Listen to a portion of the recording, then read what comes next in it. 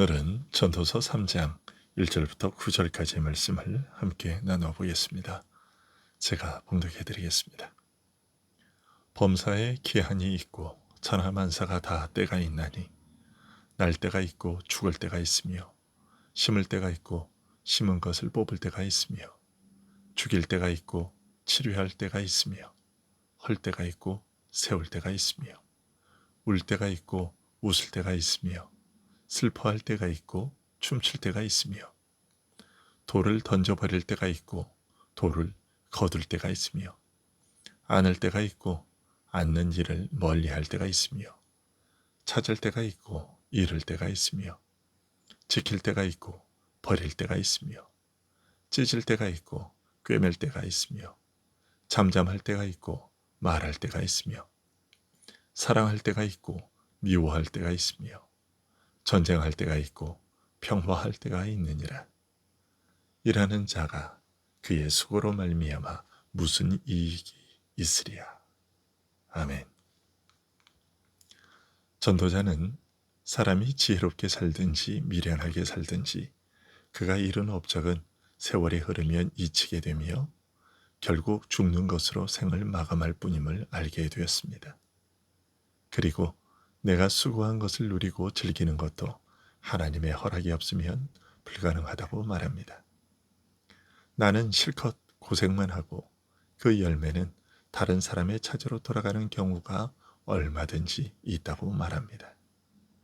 그래서 전도자는 탄식하면서 내가 남보다 지혜로워서 나은 것이 무엇이냐고 묻습니다.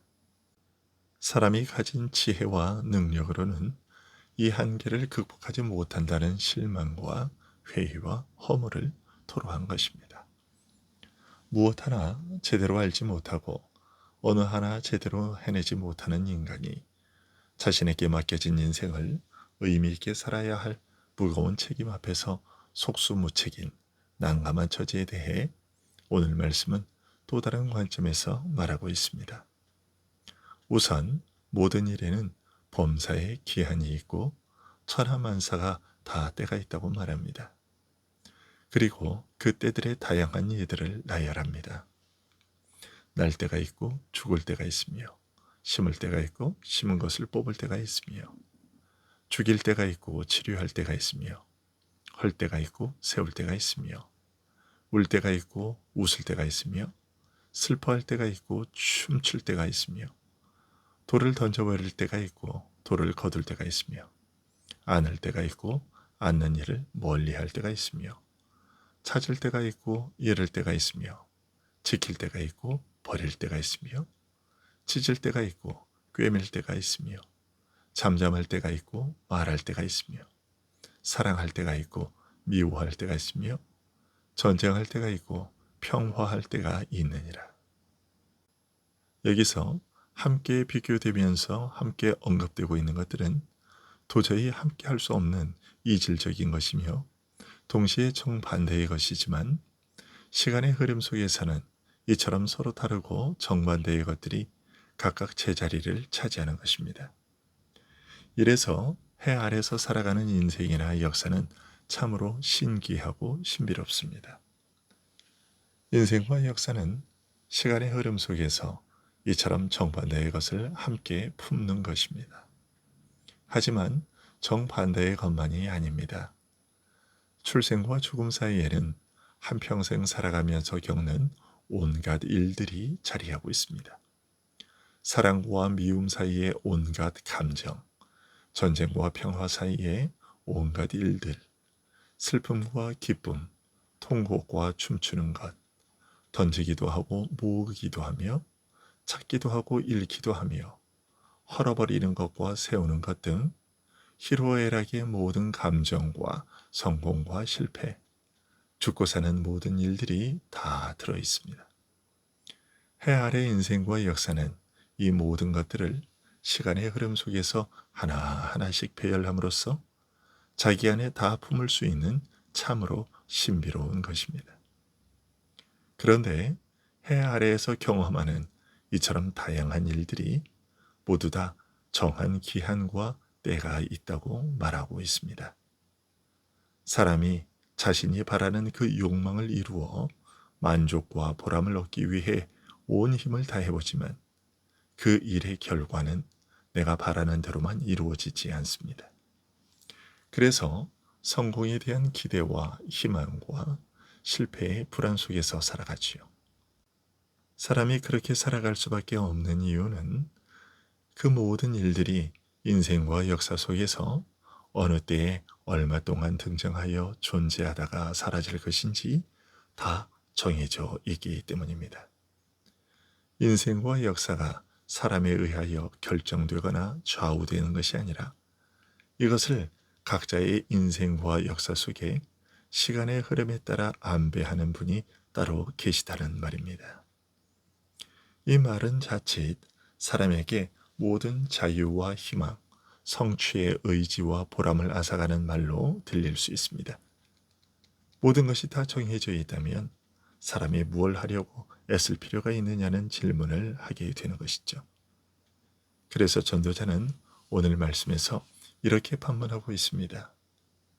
일하는 자가 그의 수고로 말미암아 무슨 이익이 있으리야. 사람이 애써 수고하여 무언가를 이루려고 노력하지만 정작 이렇게 노력하고 애쓰는 그 사람에게 남는 것이 무엇이냐는 말이지요. 모든 것이 이미 다 정해져 있고 그 정해진 때와 기한에 따라 일어나는 것이라면 그 일을 행하는 나를 과연 행위의 주체자라고 할 수 있느냐? 내가 과연 내가 원하는 바를 행하고 이루며 사는 자라고 할 수 있느냐라는 것이죠.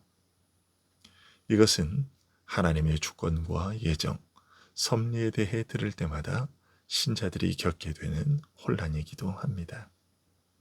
오늘 본문 이후의 내용들이 바로 이 문제를 다루고 있습니다.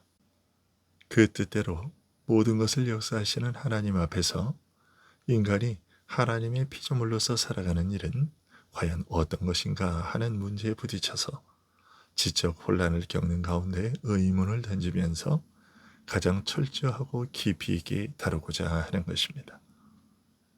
하나님의 주권과 인간의 자유라는 문제는 어줍지 않은 논리를 가지고 다루거나 해결할 수 있는 문제가 아닙니다. 이것은 사람의 머리로 해결하기 어려운 하나님의 신비이기 때문입니다. 하지만 그렇다고 해서 우리에게 낯선 것은 또 아닙니다.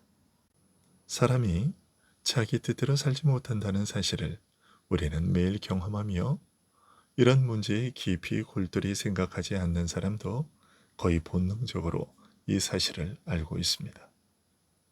인간에게는 곳곳에 넘을 수 없는 한계들이 있으며 인간은 누구나 다 그 한계와 질서 속에서 살아가기 때문입니다.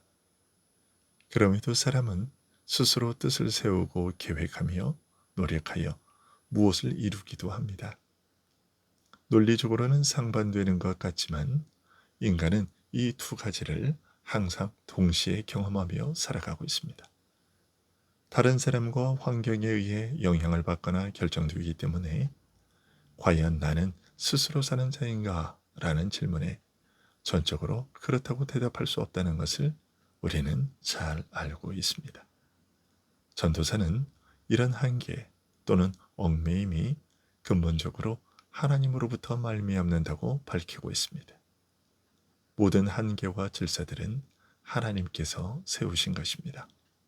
그러나 동시에 사람은 스스로 뜻을 세우고 그 원하는 바를 따라 행동합니다.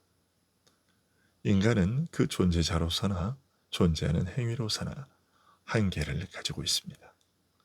하지만 믿는 자는 인간의 한계 너머에 계신 하나님을 보며 이 한계라는 것 자체가 하나님께서 정하신 것임을 압니다. 그리고 하나님께서 정하신 한계와 질서가 아름답고 선하다는 것을 믿습니다. 이 한계 안에서 살면서도 인간은 얼마든지 자유롭고 그의 생은 아름다울 수 있습니다.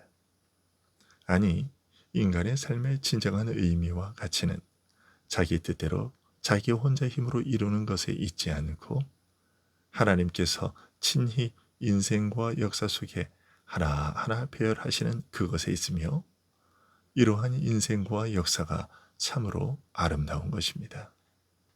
하나님의 정하신 한계와 질서가 오히려 인생과 역사를 의미 있고 아름답게 하는 것입니다. 기도하겠습니다.